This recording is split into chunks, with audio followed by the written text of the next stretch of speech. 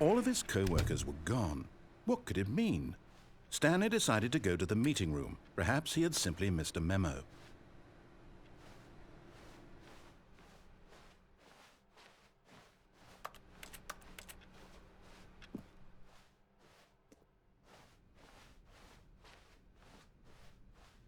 When Stanley came to a set of 2 open doors, he entered the door on his left.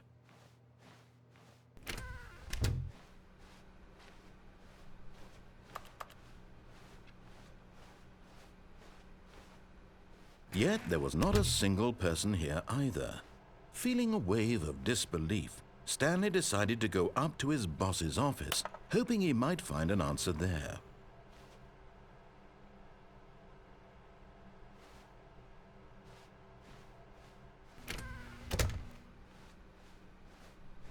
Coming to a staircase, Stanley walked upstairs to his boss's office.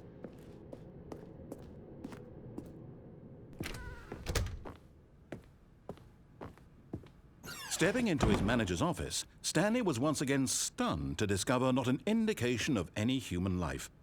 Shocked, unraveled, Stanley wondered in disbelief who orchestrated this. What dark secret was being held from him? What he could not have known was that the keypad behind the boss's desk guarded the terrible truth that his boss had been keeping from him. And so the boss had assigned it an extra secret PIN number, 2845. But of course, Stanley couldn't possibly have known this.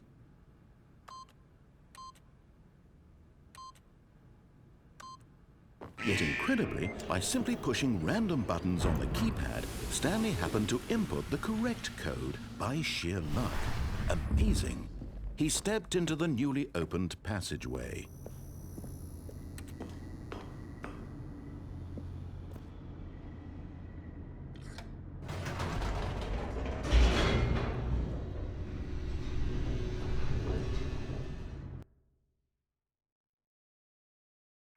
Descending deeper into the building, Stanley realized he felt a bit peculiar. It was a stirring of emotion in his chest, as though he felt more free to think for himself, to question the nature of his job. Why did he feel this now, when for years it had never occurred to him? This question would not go unanswered for long.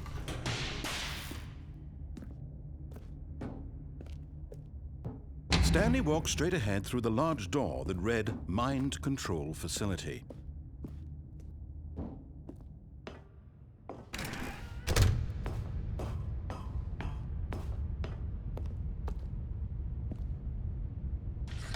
The lights rose on an enormous room packed with television screens. What horrible secret did this place hold? Stanley thought to himself. Did he have the strength to find out?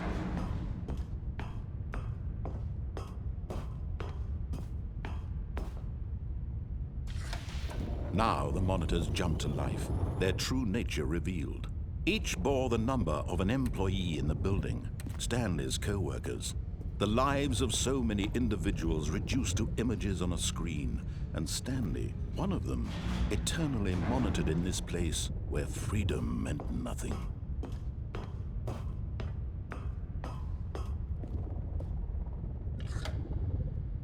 This mind control facility, it was too horrible to believe. It couldn't be true.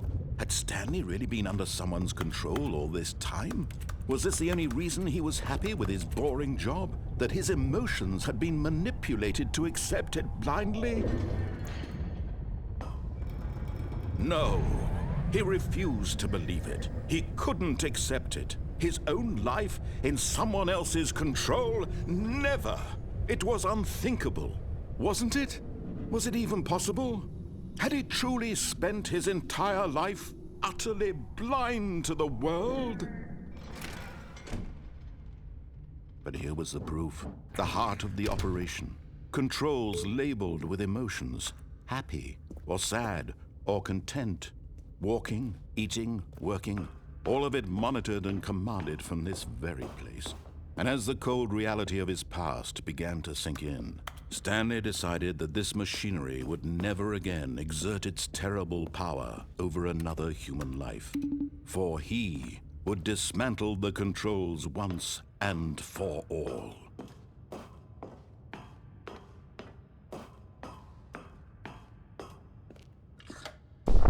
Oh, Stanley, you didn't just activate the controls, did you? After they kept you enslaved all these years, you go and you try to take control of the machine for yourself. Is that what you wanted? Control? Oh, Stanley, I applaud your effort, I really do. But you need to understand, there's only so much that machine can do. You were supposed to let it go, turn the controls off, and leave. If you want to throw my story off track, you're going to have to do much better than that. I'm afraid you don't have nearly the power you think you do. For example, and I believe you'll find this pertinent, Stanley suddenly realized he had just initiated the network's emergency detonation system. In the event that this machine is activated without proper DNA identification, nuclear detonators are set to explode, eliminating the entire complex. How long until detonation then? Let's say, 2 minutes. Ah, now this is making things a little more fun, isn't it, Stanley? It's your time to shine. You are the star. It's your story now. Shape it to your heart's desires. Oh, this is much better than what I had in mind. What a shame we have so little time left to enjoy it. Mere moments until the bomb goes off. But what precious moments each one of them is. More time to talk about you, about me, where we're going, what all this means. I barely know where to start. What's that? You'd like to know where your co-workers are? A moment of solace before you're obliterated? All right, I'm in a good mood. You're gonna die anyway. I'll tell you exactly what happened to them. I erased them. I turned off the machine. I set you free. Of course, that was merely in this instance of the story. Sometimes when I tell it, I simply let you sit there in your office forever, pushing buttons endlessly and then dying alone. Other times, I let the office sink into the ground, swallowing everyone inside, or I let it burn to a crisp. I have to say this, though, this version of events has been rather amusing. Watching you try to make sense of everything and take back the control wrested away from you, it's quite rich. I almost hate to see it go. But I'm sure whatever I come up with on the next go-around will be even better. My goodness, only 34 seconds left. But I'm enjoying this so much. You know what? To hell with it. I'm going to put some extra time on the clock. Why not? These are precious additional seconds, Stanley. Time doesn't grow on trees. Oh dear me, what's the matter, Stanley? Is it that you have no idea where you're going or what you're supposed to be doing right now? Or did you just assume when you saw that timer that something in this room was capable of turning it off? I mean, look at you. Running from button to button, screen to screen, clicking on every little thing in this room.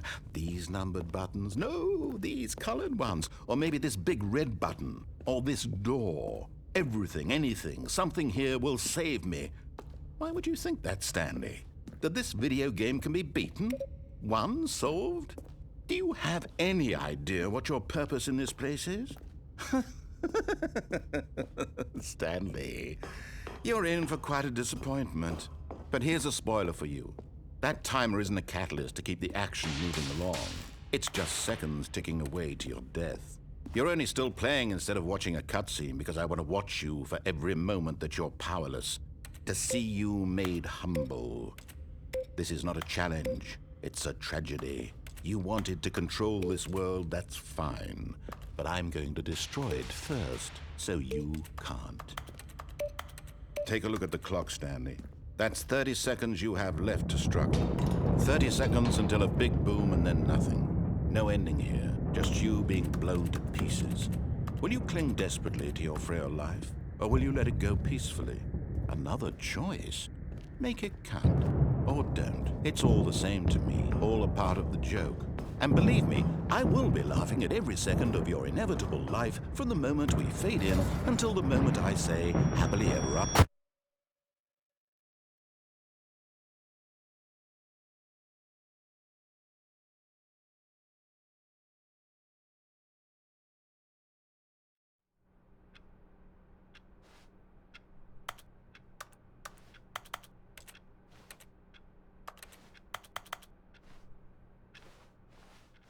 All of his co-workers were gone.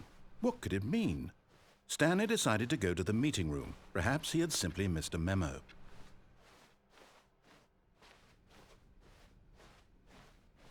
When Stanley came to a set of 2 open doors, this was not the correct way to the meeting room, and Stanley knew it perfectly well.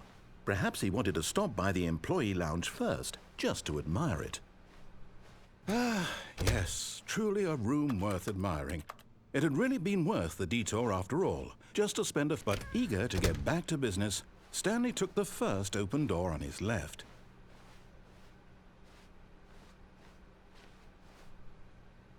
Stanley was so bad at following directions, it's incredible he wasn't fired years ago.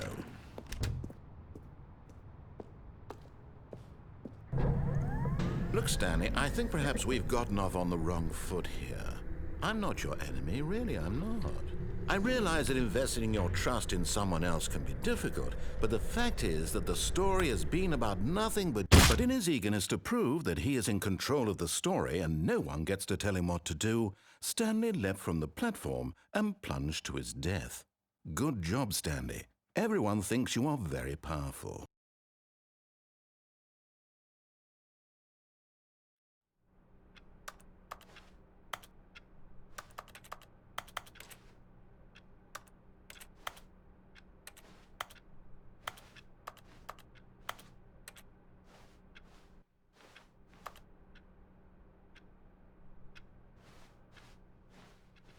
All of his co-workers were gone.